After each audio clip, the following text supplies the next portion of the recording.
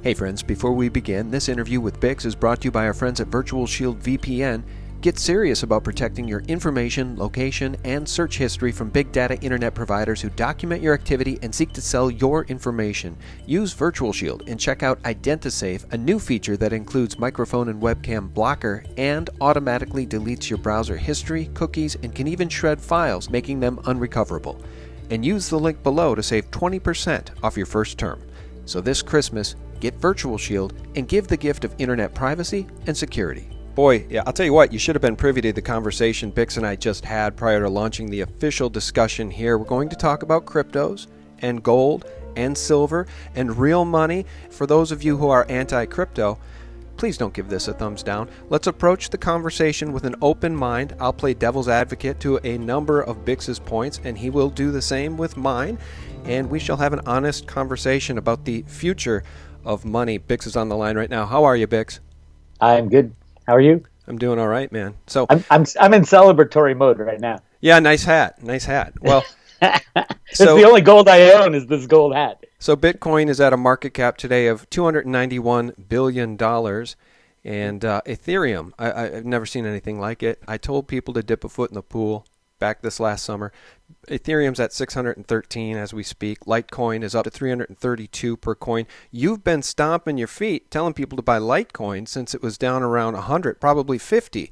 I'll tell you what, people are missing the train on this thing. And I did a video here. I did an interview about Hive blockchain. And let me just read you a couple of the comments people left, Bix. Malibu writes, "It's the beast system." Troy writes, "Hell no to cryptos. You're being played." Dan Payne writes, "Backdoors are in on all crypto blockchains." I'll tell you what, there is a cognitive dissonance preventing many people in the gold and silver camp from even dipping a foot in the pool, Bix. And meanwhile, the freight train is running down the tracks. Yeah, definitely. It took me a while to get intellectual understanding of what the cryptos are. And in the beginning, I keep kicking, everybody kicks themselves for not getting in earlier. I heard about it when it was like $10. But it wasn't ready. There was so many issues it had back then. It is not the cryptos today are not the same cryptos of 2009, 2010. You couldn't even buy them. You had to mine them back then. There weren't any exchanges to buy cryptos. So many things have changed. And in a great way to look at it is what Cliff High says, is that it's anti-fragile. Every time a cryptocurrency or a system breaks in the cryptocurrencies, it's fixed, and then that problem doesn't happen again. So there's been so many problems and issues, it gets stronger and stronger and stronger over time. And it should be clear to everybody now that the cryptos are here to stay. The blockchain technology, open source technology, no such thing as a backdoor in open source technology. It's open source, meaning everybody can read the code. If there's a backdoor, it's in that code. So, I mean, there's nothing really anybody can argue anymore. And I would just ask all my gold and silver buddies who have not invested in any of the cryptos. I would say, hey, like Sean says, just dip a toe, buy your first Litecoin. Litecoin's, I believe, the number one most undervalued of all the cryptos right now because I see it as a means of exchange, and Bitcoin kind of screwed the pooch on that. They locked it up. It's too expensive. It's too slow. Charlie Lee of Litecoin, all he's doing is making it faster and cheaper. And he's also adding all kinds of features. You're going to be able to do smart contracts on Litecoin, on the Litecoin blockchain. So exciting. So yeah, Litecoin at $300 is massively undervalued. I'd say Litecoin at $1,000 is massively undervalued, even for today. So yeah, it's exciting. Yeah, it's an exciting time, but there's so much divisiveness in our former space here, the gold and silver space. I'm going to cite some of those examples in a second. I'm also going to play a clip from Catherine Austin Fitts, who believes Bitcoins and cryptos are a government op or a deep state operation. So just want to get your opinion on that. But I agree with you about Litecoin. It's faster, and at least up to this point, when the price was cheaper, it was probably a better means of transacting. Bitcoin appears to be a form of wealth preservation, or at least speculation that allows you to grow your wealth more than it is a means for exchange at this point. Right, Bix? That's exactly what the core developers wanted. That was the whole fight. And the interesting thing to me is that was when I opened my eyes to the other altcoins and the tokens that are being built around businesses. And it really did wake me up to Bitcoin might have been the first, might have been the invention, but there's plenty of better places to put your money than in Bitcoin, in the crypto sphere. And there's no doubt in my mind that the whole world will be going crypto within the next 2 or 3 years. So, why not get in before your neighbor does? And obviously, it's paid off for the people who follow the road to Ruta stuff. And there's just nothing really that can get in the way anymore. Humanity has taken charge of their own destiny. And we're removing the monetary system, that thing that we hate. Gold and silver bugs hate the government, hate the crypto or the unbacked fiat system, hate the Federal Reserve, but they don't have a solution. And the crypto people came out with, hey, I have a new solution here. It's trustworthy. It's limited supply. All these different things that make good money, and you can build an economy around it, and you can build businesses using the blockchain. So yeah, the cryptos are a solution, whereas gold and silver was a preservation of your wealth.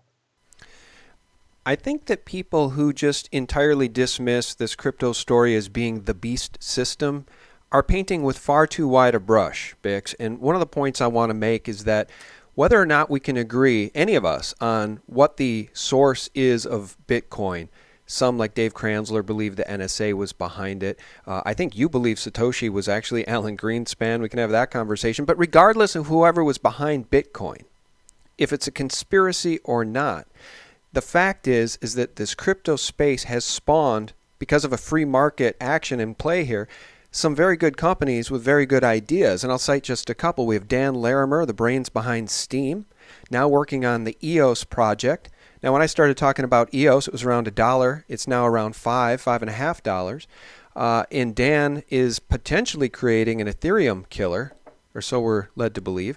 That's what Berwick said. Jeff Berwick called it the Ethereum killer in the beginning. So right. I don't think it's an Ethereum killer. Well, one of the things I've learned here about Ethereum, and I own some Ethereum, is that the Ethereum chain, the Ethereum network, is being absolutely clogged down by this kitty cat game that people are playing or whatever. So apparently EOS has the ability to do, I think it's 50,000 transactions per second or something. It's a far better method apparently of transactions than Ethereum. We'll see how that plays out. But my point is that we have Cliff saying OMG is going to go to the moon. Salt has done very well. There are companies that have been spawned that are outside of the beast system, I would argue. So I think to paint the whole crypto space as, it's the beast system, is disallowing yourself from doing research that may lead to you creating wealth for you and your progeny. And I just think it needs to be said. Your thoughts?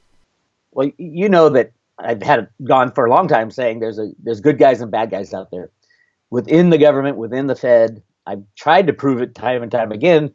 Whether or not it's true, is Trump working with the good guys? I believe so. I think a lot of these things that are going on in government, this is good guys taking out the bad guys.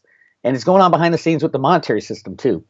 And I get how everybody says, everything's evil about the Federal Reserve System. Everything's evil in the banking system. I would argue that there are people within the Fed, within the U.S. Treasury, who are working to try to make this transition easier than just crashing the system.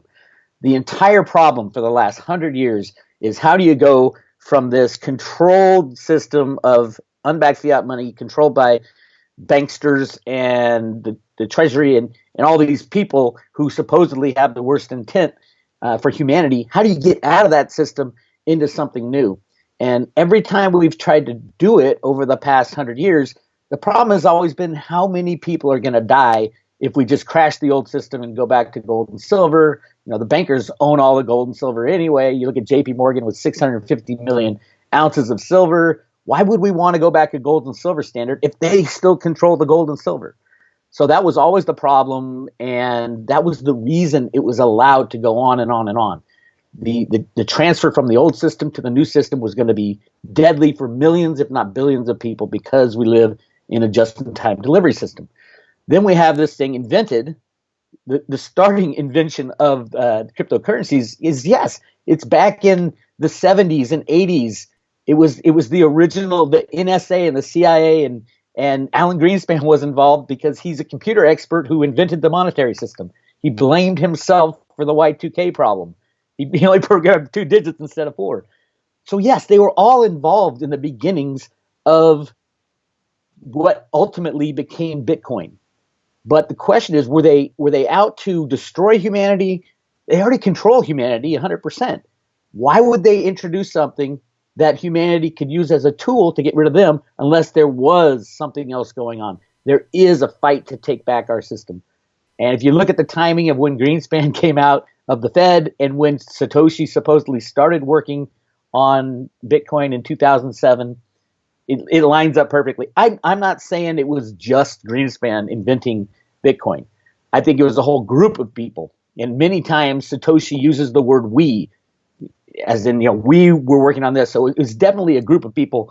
Was Greenspan involved? I would say that was his job since Arthur Burns put him at the head of the Council of Economic Advisors for Nixon or Ford back in the early 70s. The idea was, if we can control the monetary system for longer, we can suck out more benefits. Well, that all fell apart with 9/11. They said, screw this, these bankers are so bad, we're going to take them out. And that's what's going on right now. All righty. Well, let's talk here a little bit about Catherine Austin Fitts. I'm going to play a clip for you in a minute, but first I just want to say she does note the hyperinflation problem in the system. She says, her thesis is, it's been solved for now by the flows of cash into cryptos. I'm not sure if you can really make that argument, 100%, since we're only talking about a entire, I think, top 100 cryptos market cap of around 500 billion. We're talking about trillions of dollars that have been printed by these central banks. But her thesis is interesting, and she says, meanwhile, the central banks seek gold. The central banks are moving towards gold. We can have that conversation in a second. But I want to just say this as it relates to the divisiveness in our space, and I'm going to cite 2 examples.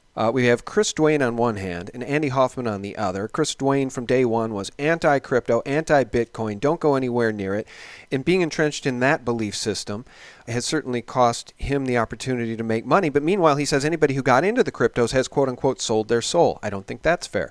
On the other hand, we have Andy Hoffman, who came out in the late fall, early winter and said he sold all his silver back in the summer and didn't tell anybody about it. And now he's just solely on the Bitcoin gold bandwagon. Meanwhile, you don't think gold is going to return to a monetary asset. It's like none of you guys agree on any of it, except, well, I guess I'd say you and Andy agree on the Bitcoin part. So your thoughts on why is it so damn divisive? I actually don't own much Bitcoin at all, truthfully. I left the Bitcoin. See, that's the key to a lot of these guys. They learn something and they refuse to keep their eyes open that things might change. And like with Bitcoin, yeah, I got rid of my Bitcoin back when all the fighting was going on. I said, why? I don't even need to have Bitcoin. There's all these other cryptocurrencies that are doing much more interesting things than just, hoarding wealth. But the divisiveness between everybody is, I don't know. I think it's an unwillingness to question your understanding of everything, question your belief system, the unwillingness to change, even though all the signs around you say the world is changing. Absolutely.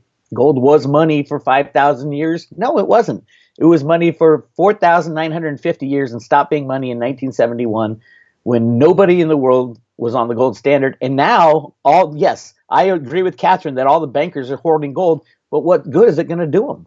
If the gold is not useful as, other than sticking it in a vault, what are you going to do with it? And the world, the humanity, people have said, hey, we've got these cryptocurrencies that we can use as kind of a form of barter in some instances.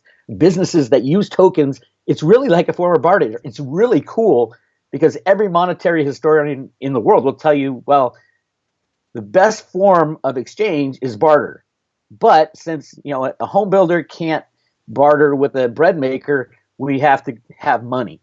Well, that's not necessarily true anymore. With tokenization, you can have a home builder, tokenizes a house and exchanges it with a little with the bread maker. All this stuff can go together, and it's humanity breaking free from the old paradigm that really didn't work. Gold and silver were not able to take down the banks in over 100 years.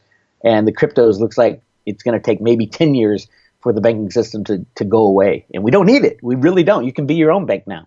Well, guys, my thesis, and Bix, this from day one here on the cryptos has been, I'm trying to keep an open mind because, I have a heck of a lot of questions about the world we live in, and I don't profess to have all of the answers. So I always try to put my hubris and my ego aside, and that's what I've done with the cryptos. I mean, look, I think we know who these Illuminati families are. We certainly know who are the brain children behind the central banks and the Federal Reserve in our own country, and we are keeping an eye on the 1988 cover of The Economist magazine, which predicted in 2018 the Phoenix, literally, that was the new world currency. I read the article, and they say get ready for the Phoenix, and when it comes, be grateful. That's how the article concludes.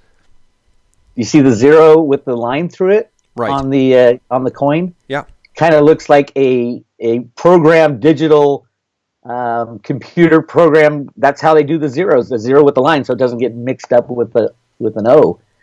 I think that symbol has been around for so long. I mean, I have seen. I don't know if you've seen the 1933 gold bars. It's these bars that talk of a $300 million gold loan from the U.S. and China.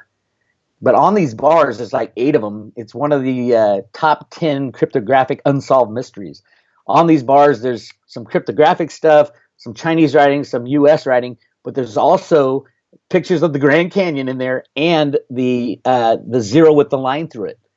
And this symbol has been around for a very long time. And whether it has to do with the new electronic monetary system potentially that is going to save humanity, not enslave humanity, I don't know. But it's just the coincidence is unbelievable that you have something like that 1988 magazine, and then here we are approaching 2018 with the old banking system ready to collapse any moment with a derivative meltdown and a new system being born right next to it that is basically humanity is in charge of its own future. So I'm excited about it.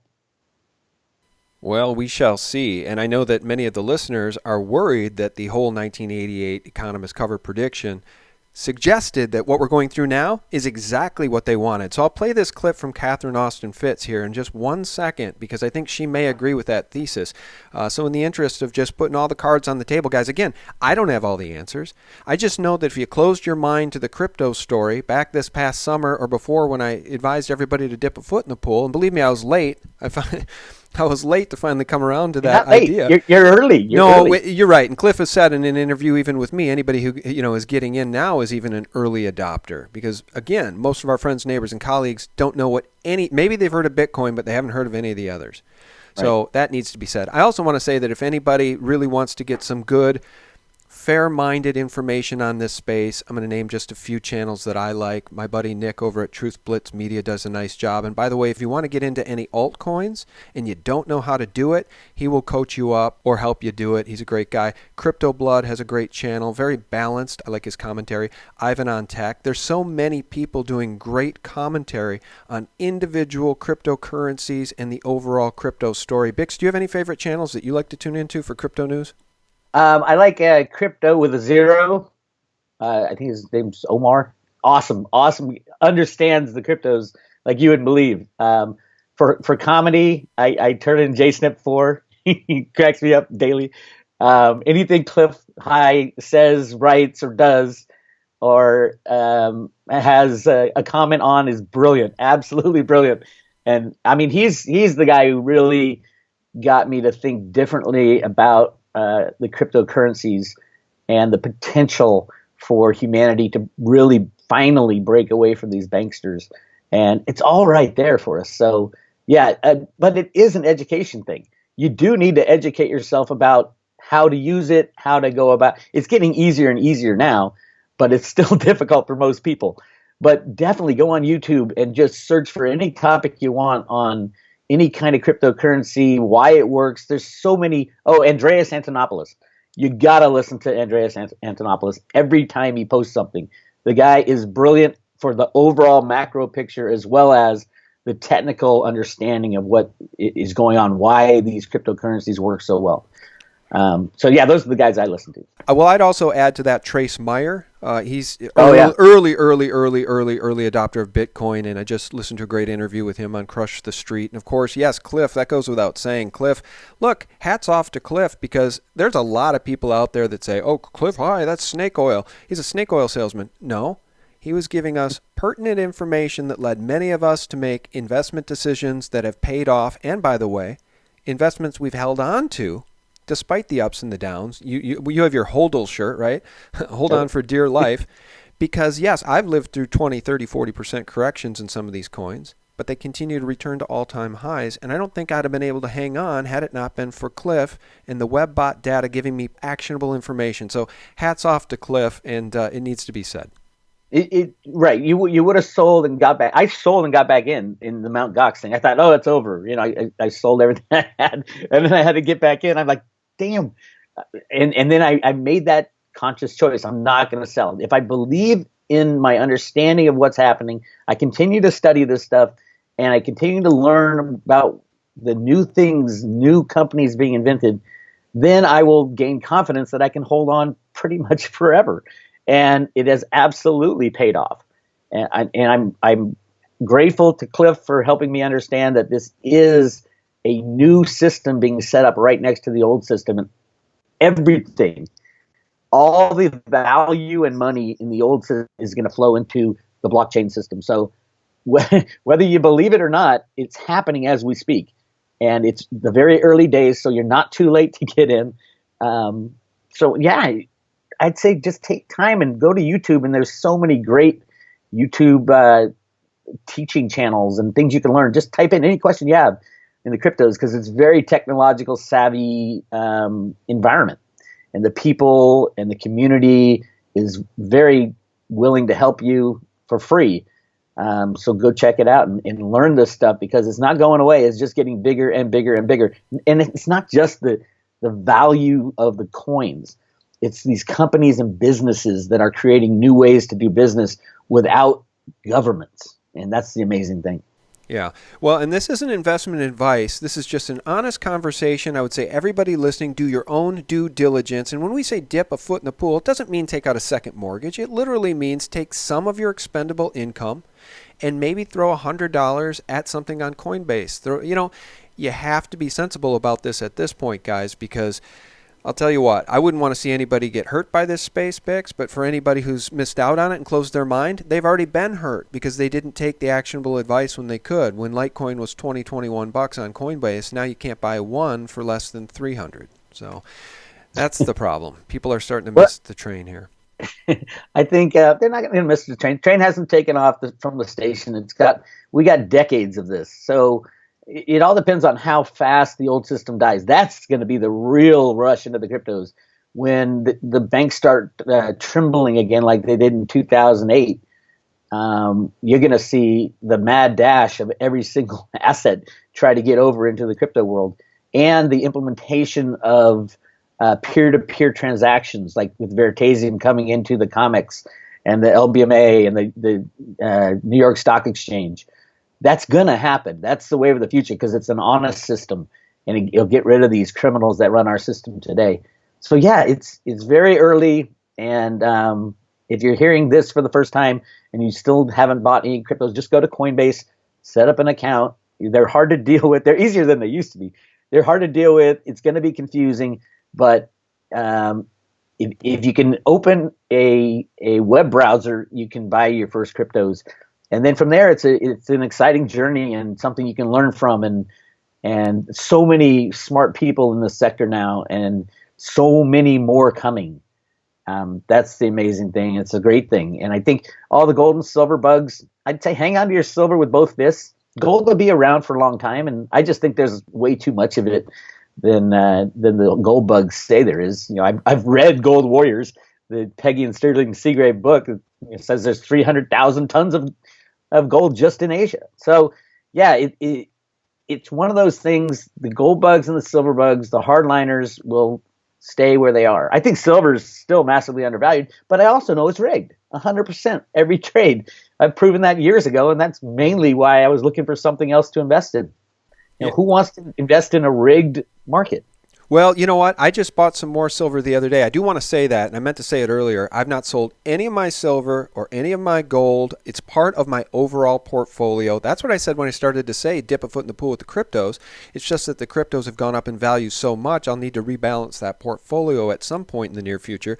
But I continue to hold my physical silver and physical gold as a hedge against an economic tsunami, which you and I both know at some point is coming. Now, we're going to finish out this conversation with a soundbite from Catherine Austin Fitts, and we're going to just play devil's advocate again here with that. But before we do that, last question, Bix, before we go to Catherine. Bitcoin futures. Are you surprised? I'm a little surprised that these guys have not been able to destroy Bitcoin. I know that's what they wanted to do. I was following closely the tweets coming from Citron Research, which went short GBTC right before the week before the Bitcoin futures launched, and their whole thesis was they're going to bring it down. And they haven't been able to, and you know what? Again, hats off to Cliff, who said the Bitcoin futures operation they were going to screw the pooch. It wasn't going to work, and if anything, it would send Bitcoin higher. Are you surprised by this Bitcoin futures debacle so far?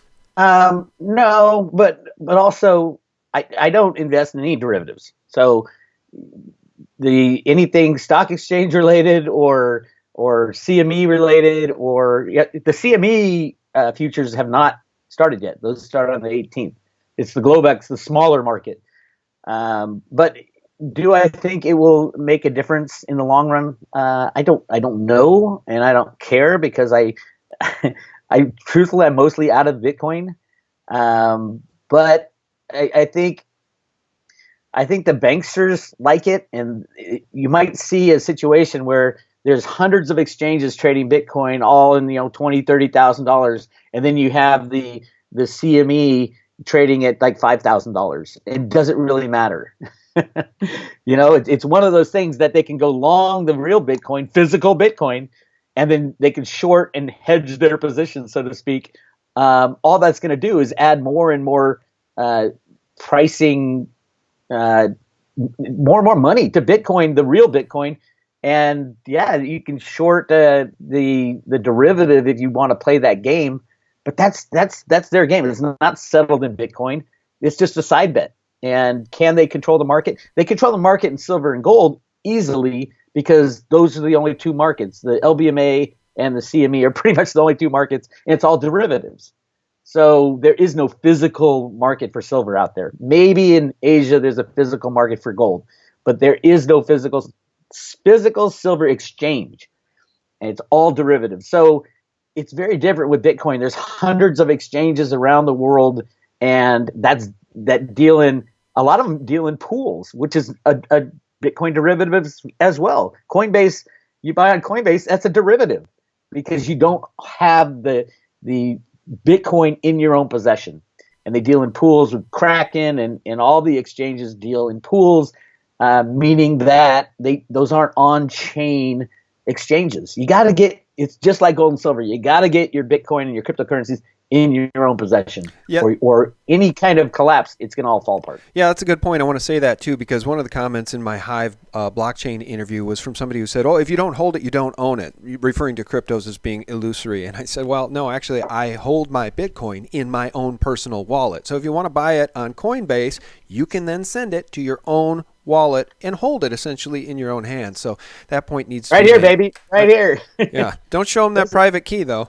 No, that's why I did it. I've done it many times. That's one salt token right there. This is in my own possession. One salt token in my own possession. Now, the other thing about those Bitcoin futures is that they're cash settled. They're not dealing with the physical. And the other thing that I think is so amusing about it is that it's what the CME, the CBOE, the CME, the Wall Street in general is only open, 8 hours, 7 hours a day?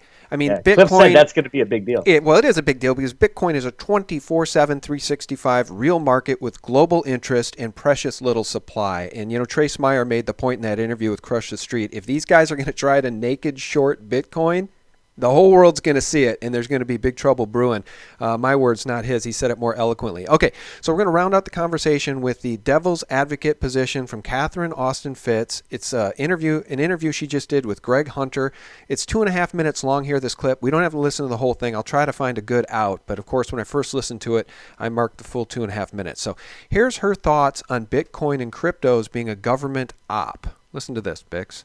So I did a really serious due diligence on Bitcoin and cryptocurrencies this year, and it produced a wonderful Solera report, which I really recommend to you, Greg, called the Bitcoin the Op. You know, people are arguing, is it a bubble or not? You know, my attitude is, look, it's an op, and it's a big one. And one of the things that really frustrated explain that me, to people. It's an op. It's an operation. It's a government. It's a psyop. It's an operation by the government. right. So remember, we're talking, if you look at the deep state, we're talking about a group of people who can basically manipulate the bond market, the stock market, the derivative markets, the currency markets, which are huge trillion-dollar markets. And they are doing it. And the cryptocurrency market is tiny, and ownership is very consolidated. It's very concentrated. So if there's any market in the world that's easy to manipulate, it's cryptocurrencies compared to what they're manipulating in size every day in fixed income. This is nothing. Here's the reality. If I'm Mr. Global, I want a digital currency, and I want to be able to do it economically on scale in a very big way. Now, that means a lot of technology has to get worked out, and the train tracks and payment systems have to get worked out. It's very complicated. It's very hard. It is much cheaper to run the price of cryptocurrencies and Bitcoin up and get every software developer in the world figuring out how to do that, as opposed to hiring them all and paying them to do it. Oh, there you go. Well, either that was a quick 2.5 minutes or I timed it wrong. Maybe it was only 90 seconds, but that was eloquently said. And I guess just to back her up before I turn it over to you, I know that PayPal co-founder Peter Thiel, or Thiel, however you say his name, is an early investor, seed money investor for a whole lot of the cryptos out there, and it does make one wonder. He's certainly well connected. Your thoughts? Could this whole thing be a government op to fulfill the promise of that 1988 Economist cover? I think absolutely it is. I think absolutely, but that's the question: is it a government? Is government doing it to enslave us or to free us? That's where we get to the good guys and the bad guys in government. Who is in charge now? Is it the good guys or the bad guys? I contend it is the good guys now, and I believe that Bitcoin is the good guys' solution to a problem that could not be fixed by itself, and that is the banksters took over the monetary system in 1913. When they created the Federal Reserve. And we have been under that control, and we haven't had a way out. That's the biggest problem. There was no way out without killing millions of people. But now there's a way out, and there's people within the government absolutely involved in protecting Bitcoin and helping it grow and helping it. Even Catherine was saying they want to get all the programmers to set up all the systems.